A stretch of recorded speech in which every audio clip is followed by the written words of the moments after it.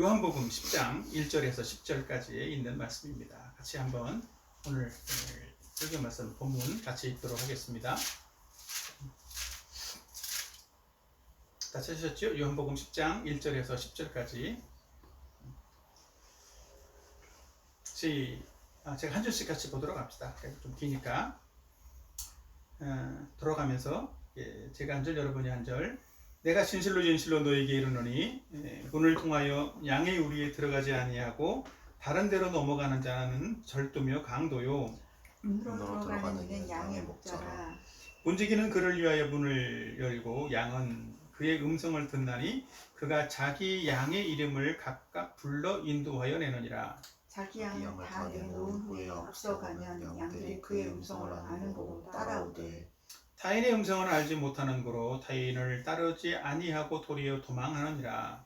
예수께서 이 비유로 그들에게 말씀하셨으나 그들은 그가 하신 말씀이 무엇인지 알지 못하니라. 그러므로 예수께서 다시 이르시되 내가 진실로 진실로 너희에게 말하노니 나는 양의 문이라. 나보다 먼저 온 자는 다 절도요 강도니 양들이 듣지 아니하였느니라. 내가 문이니 누구든지 나로 말미암아 들어가면 구원을 받고 또는 들어가며 나오며 꼴을 얻으리라. 도둑이 오는 것은 도둑질하고 죽이고 멸망시키려는 것뿐이요 내가 온 것은 양으로 생명을 얻게 하고 더 풍성히 얻게 하려 것이라. 아멘. 오늘도 이 예배 가운데에 또 하나님이 함께 하시고 또 우리가 드려지는 예배 가운데 또 우리를 이 시간에 불러주신 하나님께 감사합니다. 자, 지난주에 우리가 말씀을 예수님에 대해서 예수님 시리즈 계속 지금 들었는데 오늘은 8번째이죠. 지난번에는 어떤 제목이었죠? 선한 지난번에는 예수님은 선한 목자이시다 라는 사실들을 말씀드렸는데 어떤 부분들을 들었는지 기억납니까? 예수님은 양을 잘 아실 뿐만 아니라 양에 대해서도 관심을 갖고 계신다. 그리고 두 번째로는 예수님을 양을 위해 주시고 양을 위해서 자기 생명도 희생하시는 그런 선한 목자이시다라는 그런 사실들을 같이 나누었습니다. 오늘은 예수님이 이제 지난번에 사실은 본문상으로 말하면 이제 10장 1절부터 쭉 나가야 될 것 같기는 하지만 지난번에 본문의 앞에 있는 내용입니다. 오늘은 10장 1에서 10절인데 오늘은 예수님이 양의 문이 되신다라는 사실들을 나누려고 합니다. 오늘 제목은 그래서 양의 문이 되신 예수님이라는 그런 제목입니다. 이 제목에서 볼 수 있는 것처럼 예수님은 양문이라고 그러니까 뭐 양문형 냉장고 이런 것처럼 문이 2개 이런 게 아니고 예수님은 양의 우리에 있는 문이시다라는 사실들을 이렇게 자신을 양의 우리의 문으로 비유를 하고 있다라는 거죠. 그러니까 그런 면에서 양과의 예수님과의 어떤 관계성들에 대한 부분들을 말씀해주고 있는 것입니다. 특별히 예수님 당시에는 그 예루살렘 주변이나 또 갈릴리 호수 주변에 그 양을 치는 목자들의 모습을 흔히 볼 수 있었다라고 합니다. 그래서 양을 이끌고 다니면서 푸른 초장으로 또 신만한 물가로 이렇게 양을 인도하기도 하고 뭐 꼴을 먹이기도 하고 물을 먹이는 그런 어떤 목자들의 평화로운 어떤 그런 모습들이 많이 있었다는 것이죠. 그런 모습들을 한번 여러분들이 이 시간에도 한번 상상해 보면 좋을 것 같아요. 자, 이 그림을 한번 보도록 할까요? 이게 이제 그 당시 고대에 있었던 양우리의 모습을 이렇게 이제 그려준 그런 내용이기도 합니다. 이런 것과 비슷했을 것이다 라고 하는 거예요. 여기 보면 이렇게 돌로 해서 이렇게 높이 이렇게 담을 쭉 쳐놓고 양들이 보호할 수 있도록 하고 바깥에서부터 이제 어떤 양을 공격하는 맹수들이 넘어오지 못하도록 하고 이 정도면 양들은 이렇게 펄쩍 뛰어넘어서 높이 점프해서 뛰어넘는 것들이 그런 실력들이 좋지 않기 때문에 양은 도망가지도 못하겠죠. 그리고 여기 입구가 있어요. 그죠? 문이 있고 목자가 옆에서 이제 지키기도 하고 문지기가 여기에 지키고 있다라는 거예요. 그래서 이 우리에 있는 이 양들을 데리고 목자들은 이렇게 양들을 이렇게 여기서 이제 보호하는 일들을 하고 있는 것인데 밤에만 이렇게 하고 있다라는 거예요, 주로. 근데 이 그때에는 주로 목축 일들을 많이 했는데 다 집집마다 이런 양오리들이 있는 게 아니었기 때문에 그 마을의 공동으로 마을에서 관리하는 이런 우리들이 공동 우리가 있었다라는 거예요. 그러니까 마을에 있는 양을 치는 사람들은 다 여기다가 양을 넣어놓는 거지. 그리고 이제 아침이 되면 목자가 온다라는 거예요. 그러면 이제 여기 있는 문지기가 이제 목자를 확인하겠죠. 누군지 알고 또 문을 열어주면 여기에 들어가서 목자는 뭐 하겠어요? 자기 양들을 여기 성경에 있는 것처럼 자기 양들의 이름을 부르기도 하고 또 어떤 양과 자기와의 어떤 그 신호를 보낸다라는 거예요. 특별히 양들은 이 목자의 음성을 듣고 이쪽으로 여기에서 이제 부르면 이 양들이 쭉 다 내 목자가 맞구나. 그리고 이제 쭉 모인다라는 거. 이렇게 여기 흩어져 있다가 이쪽으로 쭉 온다라는 거예요. 그러면 목자가 앞에 가서 우리를 빠져나오면 그 양들이 쭉 같이 따라서 쫄쫄쫄쫄 따라서 이제 같이 나오게 되고 또 그러면 이제 바깥에 있는 푸른 풀밭에 또 물가로 인도해서 거기서 이제 풀을 뜯어먹고 그렇게 할 수 있도록 한다라는 것입니다.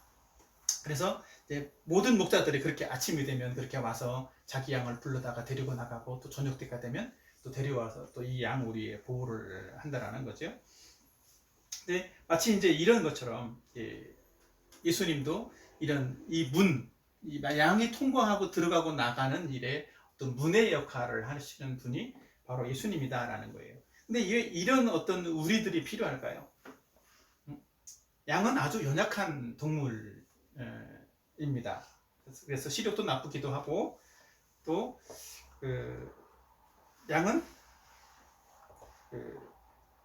다른 어떤 것들보다 시력들이 매우 나쁜 어떤 모습들이 있기 때문에 목자의 음성만을 듣고 따라가기도 하고 그러다가 이렇게 딴짓거리를 하게 되면 바로 앞에 있는 양의 꽁꼬리를 이렇게 보고 같이 따라가기도 해야 되는데 그거를 딴짓하다가 놓쳐버리면 그리고 목자의 음성도 못 듣고 놓쳐버리면 길을 잃어버리는 그런 양이 된다라는 거예요. 근데 양에게 있는 매우 정말 신기한 어떤 신비한 능력이 있는데 그 하나가 양이 가진 청력이라는 거죠. 그래서 양은 자기 목자의 음성을 기가 막히게 안다라는 거예요. 그래서 어떤 그 동물학자들이 실험을 해봤대요. 이렇게 이제 그 목자의 옷을 똑같이 입히고 그 목자의 성대모사를 잘하는 기가 막히게 하는 그런 사람을 데려다가 여기 놓고 양들을 불러봤다는 거예요. 어땠을까요? 그 양들이 한 마리도 반응을 안 하더라는 거예요. 신기하죠. 양들은 내 목자가 누구인지 내 목자의 목소리를 정확하게 기억을 하고 있다는 거예요. 그래서 사실은 양에게 있어서 자기 생명을 보존할 수 있는 어쩌면 유일한 방법이 이거인 거예요. 엉뚱하게 이제 다른 목자가 아닌데 다른 사람의 목소리를 듣고 따라가는 죽을 수도 있다라는 거죠. 근데 이렇게 양이 자기 목자의 목소리를 듣고 또 자기 생명도 보존할 수 있는 그런 존재로 만들어 놓은 게 누가 만들었을까요? 하나님이 원래 이제 그런 존재로 만들었다는 이게 이제 창조의 섭리라는 거예요. 근데 마치 양들이 자기 목자의 음성만을 듣고 따라갈 때 구원도 받고 생명도 얻고 이러는 것처럼 예수님은 목자로서 또 양들을 불러내기도 하고 또 양들은 예수님의 음성을 듣는 어떤 그런 존재로서 예수님과의 양의 어떤 관계, 목자와 양의 관계를 표현하는 것처럼 예수님은 양된 우리들의 어떤 관계들을 이렇게 말하면서 우리도 역시 누구의 음성만을 들어야 된다고? 이 목자 대신 예수님의 음성만을 듣는 사람이 되어야 된다는 거예요. 근데 특별히 지난주에는 그 예수님이 목자다라는 측면들을 강조했지만 오늘은 예수님이 어떤 존재라고? 이 양의 문과 같은 존재다라고 말씀을 하고 있는 거예요. 그러면 왜 예수님이 자기 자신을 양의 문에 비유를 했을까요? 자, 첫 번째로는 예수님은 유일한 생명의 구원자이시기 때문인 거예요. 자, 요한복음 10장 9절 다시 한번 다 같이 여기 있는 내용들만 한번 읽어보도록 합시다. 시작. 내가 문이니 누구든지 나로 말미암아 들어가면 구원을 받고 또는 들어가며 나오며 꼴을 얻으리라. 네, 여기 보면 내가 문이니 그랬어요, 그죠? 그러니까 예수님은 구원을 주시는, 들어가면 생명을 받고라고, 아니 구원을 받고라고 그랬는데 예수님은 구원의 문이 되신다라는 거예요. 누구든지 예수님의 음성을 듣고 들어가기만 하면 구원을 받는 사람이 되어진다는 거죠. 그러니까 우리가 구원받을 수 있는, 생명을 얻을 수 있는 유일한 그 통로가 누구라는 거예요? 바로 예수님이시다라는 사실들을 말씀하고 있다는 거예요. 이 양들에게 있어서는 우리로 들어갈 수 있는 유일한 통로가 어디에? 문이겠지. 왜? 우리에는 문이 여러 개 있는 것이 아니라 오직 하나밖에 없으니까 그 길로만 들어갈 수 있다는 거예요. 절대로 양은 담을 뛰어 넘어갈 수도 없는 존재이기 때문에 이 양의 문이라고 표현하는 것은 양에게 생명을 주기도 하고 그 어떤 맹수로부터도 보호해 줄 수 있고 구원해 줄 수 있는 유일한 통로, 유일한 문이 바로 예수님이시다라는 사실들을 말씀하고 있다라는 거죠. 이처럼 예수님은 우리의 구원에 있어서 유일한 구원의 문이 되시고 또 예수님을 통해서만 우리는 구원받을 수가 있다라고 하는 것입니다. 이런 얘기를 하면 요즘 사람들은 너무 기독교가 편협하다 이런 얘기들을 하기도 합니다. 왜냐하면 이 시대는 상대주의적인 어떤 사고방식이 만연해 있는 사회이기 때문에 그래요. 이 상대주의라고 하는 그 의미가 사전에서 어떤 뜻을 가지고 있는지 압니까? 사전적인 의미를 한번 찾아봤는데 모든 가치의 절대적 타당성을 부인하고 모든 것이 상대적이라고 생각하는 주장, 입장 이런 것, 이게 상대주의입니다. 그러니까 한마디로 말하면 너도 맞고 내 생각도 맞고 내 생각도 맞아, 이게 상대주의라는 거예요. 여러분 다 그렇게 대부분 주변에서 그렇게 살고 있죠. 근데 이제 이런 생각이 사실은 이제 기독교로도 종교로도 들어오게 되면 어떤 일이 생기냐면 종교다원주의가 생기는 거예요. 그러니까 종교다원주의는 뭐예요? 너네 종교도 우리 종교도 다 뭐가 있다? 구원이 있다라고 말하는 거예요. 그러니까 어떤 종교를 가져도 다 구원받을 수 있으니까 니네 종교도 인정해주고 우리 종교도 인정해주고 그렇게 하자라는 거죠. 그러니까 어떤 사람들은 이렇게 석가탄신일날 축하합니다라고 성명서내는 그런 사람도 있고, 어떤 스님은 성탄절에 예수님의 탄생을 축하합니다 이러면서 그러니까 서로 뭔가 이렇게 니네 것도 인정해주고 우리 것도 인정해주자 이렇게 말한다는 거죠. 근데 성경은 분명하게 말씀을 하고 있다는 거예요. 아까 양에게 있어서 문이 몇 개라고? 한 개 있는 것처럼 구원은 유일한 구원은 예수님을 통해서 받는다라고 말씀하고 있다는 거죠. 자, 그 말씀들을 구약 성경에서 말씀하고 있는 내용을 같이 한번 좀 생각해 봤으면 좋을 것 같아요. 같이 한번 우리 읽어보고 여기 파란색 글씨 있는 것을 중심으로 해서 같이 한번 읽어보도록 합시다. 시작. 모세가 여호와께 여쭤봐 이르되 여호와 모든 육체의 생명의 하나님이시여 원하건대 한 사람을 이 회중 위에 세워서 그로 그들 앞에 출입하며 그들을 인도하여 출입하게 하사 여호와의 회중이 목자 없는 양과 같이 되지 않게 하옵소서. 민수기 27장 15절 17절 말씀인데 사실은 이 말씀은 결국 이게 모세가 하나님께 기도한 어떤 내용이기도 하죠. 근데 이 내용이 결국은 누구를 통해서 이루어진 것 같아요? 성경 읽어보니까 첫 번째는 여호수아를 통해서 이루어졌어요. 모세의 후계자, 모세의 뒤를 이어서 이스라엘 민족을 이끌고 가나안에 들어갔던 여호수아를 통해서 이루어졌단 말이에요. 그동안은 모세가 지도자로서 마치 목자처럼 이끌어 왔는데 이제 모세가 죽은 이후에 이스라엘 민족을 이끌어갈 수 있는 지도자는 바로 여호수아다라는 거죠. 근데 이 여호수아의 이 모습은 아주 실제적으로는 예수님을 통해서 이루어진 것이라는 거예요. 여호수아는 예수님의 모형이에요. 예수님을 상징하는 것이 이 여호수아라는 거죠. 놀랍게도 여호수아라고 하는 이 이름이 히브리어 이름이 헬라어로 이름을 바꾸면 이름이 뭔지 알아요? 똑같은 이름이 예수라는 이름이에요. 그러니까 여호수아나 예수나 같은 말이라는 거죠. 그러니까 그 예수님을 통해서 목자 없는 양과 같이 되지 않도록 이끌어 주시는 분. 여기서도 보면 누가 나와요? 한 사람. 그죠? 이 한 사람을 위에 백성들 위에 세워서 회중 위에 세워서 이렇게 말하고 있는 것처럼 유일한 생명의 구원자 한 분, 한 사람 예수 그리스도를 말씀해주고 있다라는 거죠. 그래서 예수님은 이 생명을 구원하는 유일한 구원의 분이라는 사실들을 말씀해주고 있는 거예요. 그러니까 예수님을 통해서만 우리가 구원받는다.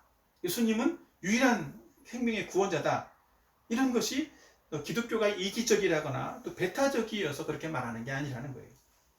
이것이 바로 성경에서 말씀하고 있는 하나님이 말씀하고 있는 진리라는 거예요.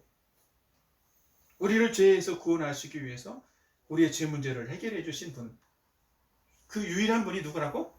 예수님이라. 구원은 죄에서의 구원받는 것인데 그렇게 되려면 죄의 문제를 해결해 주셔야 돼. 근데 이 세상에 어떤 종교 중에 이 죄 문제를 해결해 주는 종교가 있나요? 그런 거 봤어요? 어느 종교의 창시자가 때로는 종교의 어떤 종교의 사이비의 교주가 내가 너네를 위해서 너네 죄를 해결해 주기 위해서 죄값을 다 치러주고 죽었다. 그런 종교 봤나요? 그런 종교는 없어요. 그런 종교는 유일하게 기독교밖에 없는 거예요. 어느 종교의 창시자이든 내가 너희를 죄 문제를 해결해 주기 위해서 죽으러 왔다. 죄의 싹은 사망이라고 그랬는데 내가 온 곳은 죽으러 온 거야. 이렇게 말하는 사람들은 없다라는 거죠.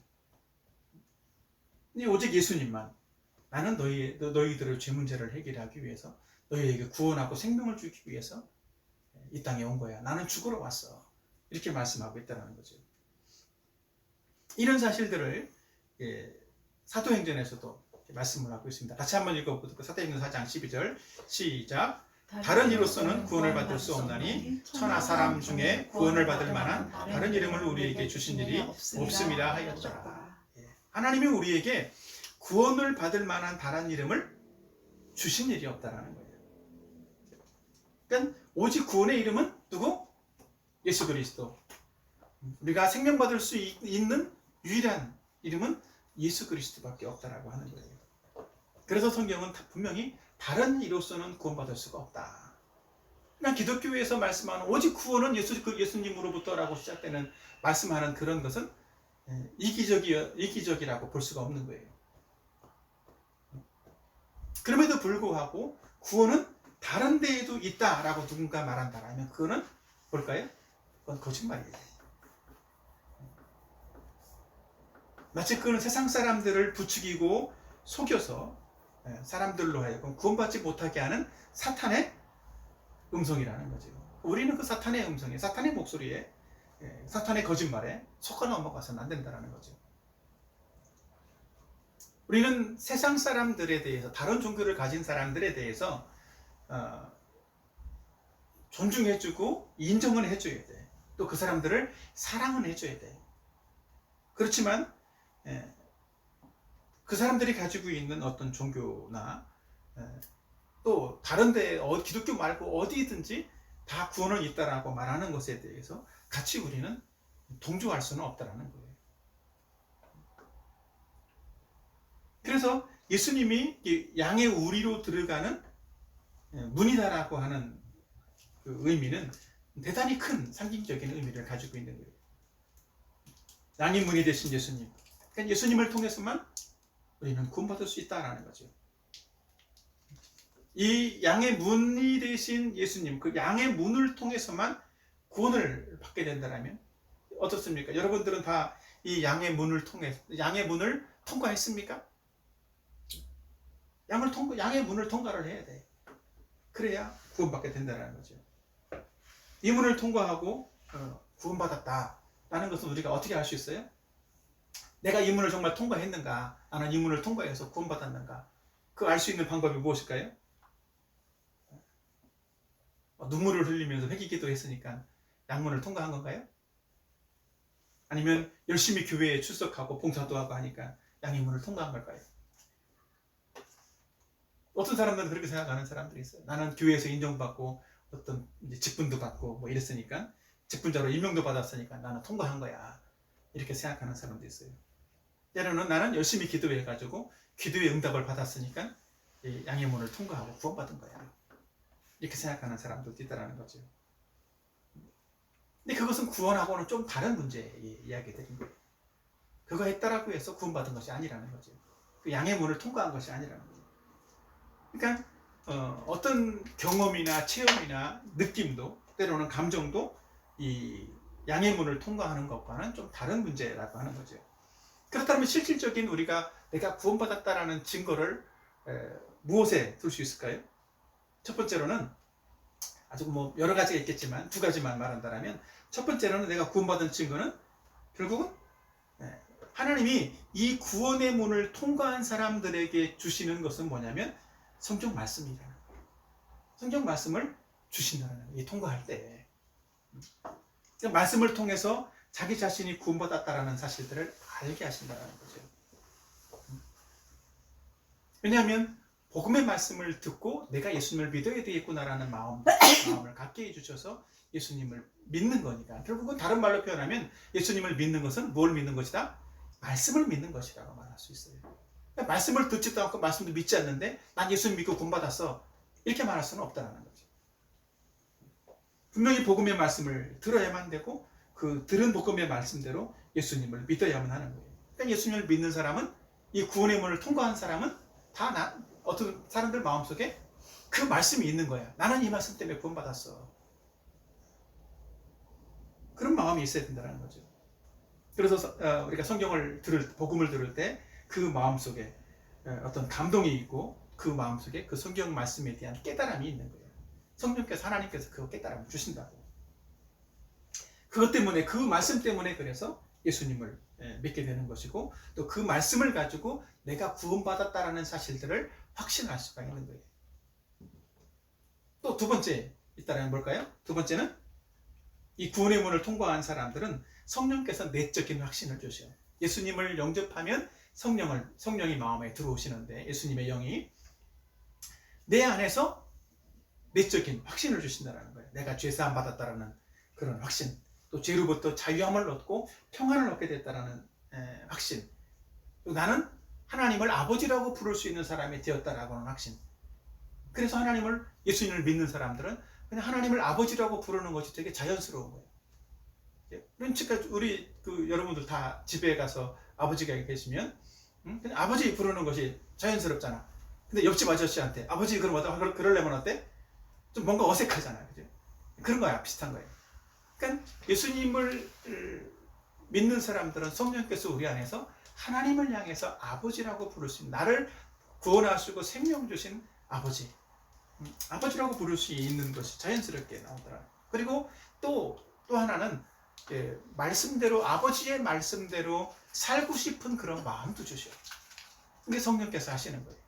그리고 그렇게 실질적으로 말씀대로 살 수 있도록 성령이 도와주신다는 거예요. 그러니까 말씀대로 사는 것은 내가 노력해서 사는 게 아닌 거예요. 어떻게 보면 누가 도와주신다? 성령이 도와주신다. 그러니까 우리가 해야 될 일은 뭐예요? 예수님을 믿고 구원받기만 하면 되는 거예요. 예수님을 못 믿겠어요 이러는 사람이 있어요. 근데 예수님을 못 믿겠어요 하는 이유 중에 하나가 뭔지 알아요? 나는 말씀대로 따라서 사는 것이 어려워요, 이렇게 생각하는 사람들이 있더라고요. 말씀대로 따라서 사는 것이 어려울 수도 있지만, 예수님을 믿으면 어떻다고? 내가 노력해서 사는 것이 아니라 성령이 살게 해주시는 거니까 내가 순종할 마음만 있으면 그건 결코 어려운 게 아닌 거예요. 성령께서 이렇게 우리 마음속에 정말 예수 그리스도를 진정한 유일한 생명의 구원자로 믿는 사람들에게 이런 마음들을 주신다는 거죠. 어쨌든 예수님이 양의 문이 되신다는 것은 예수님은 유일한 생명의 구원자이시다라는 사실들을 말씀하는 것이고, 예수님을 통해서만 우리는 구원을 받을 수 있다라는 사실들을 말씀하고 있다는 거예요. 자, 그럼 두 번째는 뭘까요? 큰 두 번째로는 예수님은 생명의 풍성함을 누리게 하신다는 거예요. 예수님이 양의 문이 되신다는 것은 생명의 풍성함을 누리게 하시는 분이시라는 사실들을 말씀하고 있어요. 자, 요한복음 10장 9절 같이 한번 읽어볼까요? 시작. 내가 문이니 들어가며 나오며 꼴을 얻으리라. 이렇게 말씀을 하고 있어요. 이 꼴이 뭘까요? 지금을 많이 사용을 하지 않지만 먹을 수 있는 먹이죠, 그죠? 음식. 그러니까 결국은 이것은 이 문을 통과함으로써 부족함이 없도록 풍성함을 얻을 수 있도록 양식으로 삶에 필요한 부분들을 채워주신다는 거예요. 그러니까 날마다 하나님의 은혜를 받아 누리는 삶이 되도록 이끌어 주신다는 말이기도 한 거예요. 이것은 생명을 받은 사람에게, 구원을 받은 사람에게 주어지는 결과인 거죠. 바로 이것이 은혜인 거예요. 예수님은 그래서 우리에게 생명을 주시는 것으로 끝나지 않고 뭘 주시는 것까지? 이 생명의 풍성함을 주시는 것까지 예수님은 이끌어 가신다는 거죠. 자, 10절도 한번 보도록 할까요? 시작. 도둑이 오는 것은 도둑질하고 죽이고 멸망시키려는 것뿐이요 내가 온 것은 양으로 생명을 얻게 하고 더 풍성히 얻게 하라는 것이다. 예, 그렇죠? 예수님은 어떻다고? 양으로 생명을 얻게 할 뿐만 아니라 더 풍성히 얻게 한다. 근데 도둑은 뭐 하는 존재들이라고? 죽이고 훔쳐가고 멸망시키고 이런 일을 하더라는 거예요. 여기 도둑이라고 표현되어 있지만 아까 앞부분에서는 그런 부분도 있어요.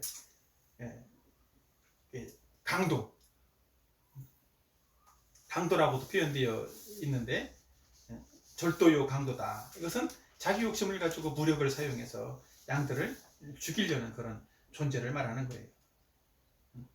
그죠? 8절에 그렇게 말씀하고 있어요. 나보다 먼저 온 자는 다 절도요 강도니. 그런 사람들의 음성은 양이 듣는다 안 듣는다? 안 듣는다라는 거죠.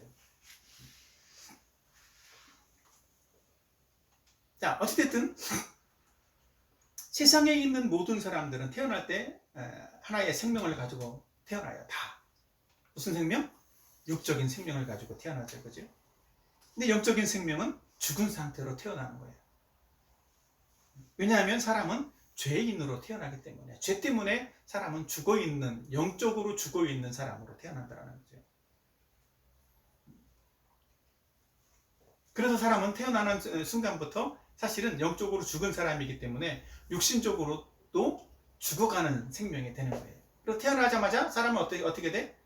살아가는 것 같지만 결국은 죽어가는 사람이 되는 거죠. 태어나면서부터 죽음이 예고되어 있는. 어쩌면 이 사람은 일시적이고 시한부적인 어떤 생명을 가지고 태어나는 거예요. 바로 그것은 사람에게 영적인 생명이 없다라는 사실들을 말하고 있다고. 원래 아담과 하와는 육신적으로도 처음에 하나님이 만들었을 때 어떤 존재였냐면 영적인 생명도 있고 육신의 생명도 가지고 영혼이 죽지 않는 그런 사람으로 아담과 하와는 만들어졌다라는 거예요. 그러나 지금은 죄로 말미암아서, 죄의 결과로 말미암아서 육체적으로도 죽는 사람이 되었고 영적으로는 이미 죽어있는 사람으로 태어나기 때문에 모든 사람에게는 뭐가 필요해? 구원자가 필요하다는 거예요. 생명을 주는 구원자가 필요하다는 거죠.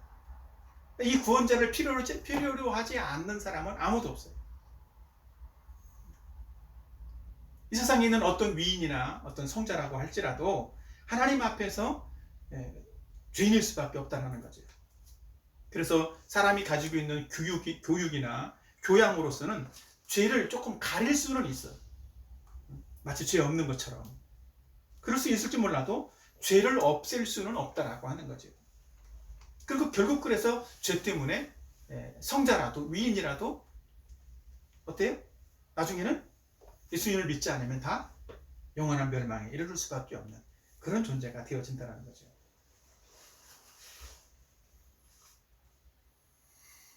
그 이유 때문에 예수님이 이 땅에 오신 거예요. 예수님은 십자가에서 모든 사람의 죄를 해결해 주기 위해서 예수님이 친히 죽으셨다는 거죠. 우리는 이 사실들을 내가 죽어야 되는 그 자리에 예수님께서 대신 죽어주심으로써 나의 죄를 해결해 주셨다는 사실들을 믿고 예수님을 영접하면 어떻게 된다? 생명을 얻게 된다. 그리고 그런 사람은 예수님이 주시는 그 생명의 풍성함을 얻는 사람이 된다는 거예요. 그렇다면 구원받은 사람에게 생명의 풍성함을 누릴 수가 있는데, 그럼 구원받은 사람들은 어떻게 하면 그 생명의 풍성함을 얻고 누릴 수 있을까요? 바로 그것은 이미 받은 은혜를 감사하는 것이고 그 은혜 안에서 살아가는 거예요. 내가 노력을 해서 열심히 뭔가를 해서 죄를 해결받고 구원받은 것이 아니다라는 사실들을 아는 것이죠. 나는 그럴 능력이 없었는데, 나는 죽은 존재인데, 나는 시체인데 예수님이 나에게 생명을 주셔서 내가 살아났어. 그것이 은혜다라는 사실들을 아는 거죠. 그래서 예수님 때문에 정말 이 나 같은 죄인이 구원받게 되었구나, 이 사실을 아는 것, 이 은혜를 아는, 그리고 그 은혜에 감사하는 것이 풍성함을 누릴 수 있는 첫 번째 길이에요. 그래서 우리가 경건의 시간을 하거나 성경 읽을 때 그 사실들을 찾아가는 것이고, 그 사실들을 발견하면서 매일매일 감사하고 그 구원의 은혜를 누려가는 거예요. 그리고 우리는 두 번째로는 구원을 은혜로 받은 것처럼 매일매일의 삶에서도 뭐라고? 은혜를 구하며 살아야 돼. 은혜 위에 은혜를 구해야 된다는 거죠. 구원은 은혜로 받았는데 사는 것은 내가 뭔가 열심히 노력해서 살아야 되는 것이 아닌가. 그것이 아니라는 거죠. 그것도 역시 우리의 삶도 은혜로 사는 거예요. 우리는 어차피 구원도 은혜로 받을 수밖에 없는 무능한 존재이지만, 실제의 삶에서도 하나님 말씀대로 내가 내 열심으로 살 수 있는 능력이 우리에게 있다 없다? 없다라는 거예요. 그래서 하나님의 은혜를 의지하는 거예요. 은혜 주십시오. 살 수 있도록 도와주십시오. 오직 믿음으로 살 수 있도록 도와주십시오. 저의 믿음 없음을 도와주십시오. 그러면 은혜를 받는 방법은 무엇일까요? 실질적인 방법. 오늘 여기 있는 것처럼 음성을 듣는 거죠. 누구의 음성? 예수님의, 목자 되신 예수님의 음성을 듣고 따르는 거예요. 이 듣는 것은 두 가지가 있어요. 하나는 뭐가 있을까? 귀로 듣는 거.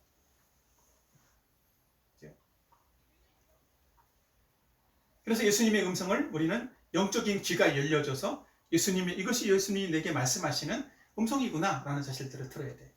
그리고 두 번째로는 듣는 것은 어떤 의미가 있을까? 순종하는 거야. 사는 거야. 말씀 잘 들어. 이거는 그냥 귀로 듣는 것뿐만 아니라 어떤 의미도 포함하고 있어요? 들은 대로 살아. 이런 의미를 포함하고 있다는 거죠. 그죠? 그러니까 이 은혜를 받을 수 있는 방법은 하나님 말씀을 잘 듣는 것, 그리고 실제 삶에서 순종해 나가는 거라는 거죠. 그러니까 양들이 이 양의 문을 아침 저녁으로 왔다 갔다 하잖아요. 나가기도 하고 들어오기도 하고 매일매일 그렇게 하는 것처럼, 그러면서 그 꼴을 먹고 풍성함을 얻는 것처럼, 사실은 우리도 예수님을 통해서, 예수님과 더불어서 매일 아침 뭐 하는 거?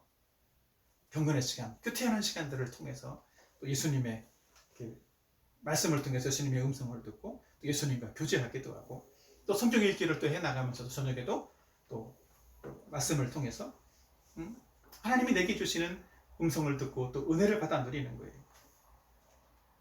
그리고 들려주신, 깨닫게 하신 그 은혜의 말씀을 따라서 매일매일 살아보는 거지. 순종해 가는 거예요. 자, 요한복음 10장 27절 같이 한번 읽어보도록 합시다. 시작. 내 양은 내 음성을 들으며 나는 그들을 알며 그들은 나를 따르느니라. 예수님은 아까 얘기했던 도둑이나 절도나 강도와는 다르게 양들이 다 예수님의 음성을 듣고 따른다고 그랬죠. 그죠? 근데 이 세상에는 그런 도둑이나 절도나 강도 같은 사람들이 너무 많이 있어. 그래서 영적으로 어린 사람들은 번번이 그런 유혹에 쉽게 넘어가서 죄를 짓기도 한다는 말이에요. 근데 우리는 이 예수님의 음성을 듣고 그 예수님의 음성을 따르려고만 하면, 예수님의 인도함을 받으려고만 하면 어떻게 된다? 은혜를 누리는 그런 삶을 살게 된다는 거예요. 그렇게 하다 보면 유혹을 이기는 힘을 얻게 되기도 하고 믿음이 조금씩 자라게 된다는, 믿음이 커지는 거예요. 이것도 사실은 은혜인 거예요. 믿음이 커지는 것도 은혜라고. 그래서 우리는 이 하나님의 은혜로 말미암아서 성장하게 되는 거예요. 그럴 때 우리는 이 더 큰 풍성함을 누리게 된다는 것이죠.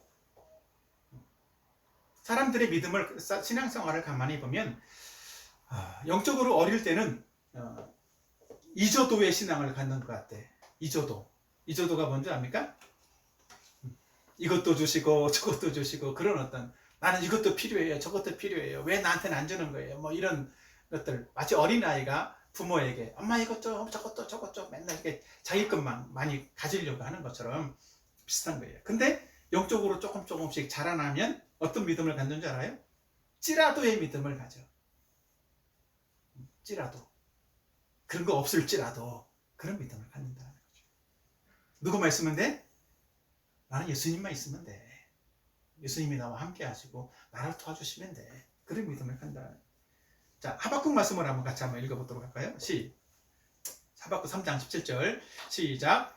비록 무화과나무가 무성하지 못하며 포도나무에 열매가 없으며 감람나무에 소출이 없으며 밭에 먹을 것이 없으며 우리의 양이 없으며 외양간에 송이 없을지라도, 일지라도 나오죠, 그죠? 여기 일지라도는 이 내용이 보면 뭐예요 지금? 이거는 지금 뭔가 풍성한 복을 받은 것 같아, 아니면 망한 것 같아? 쫄딱 망한 거예요 지금. 가진 게 하나도 없어. 근데 하박국은 이렇게 말하고 있어. 난 여호와로 말미암아서 기뻐하고 즐거워하리라. 이렇게 말하고 있어요.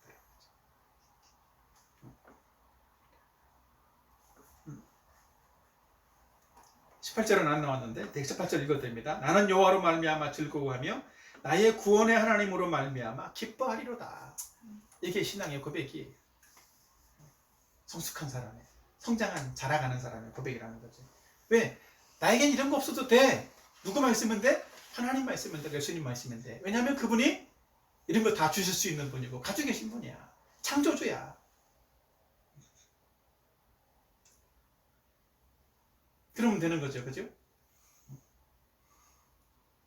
집에 냉장고에 먹을 게 없어. 근데 돈 많은 아버지가 함께 있어. 그럼 어떨까요?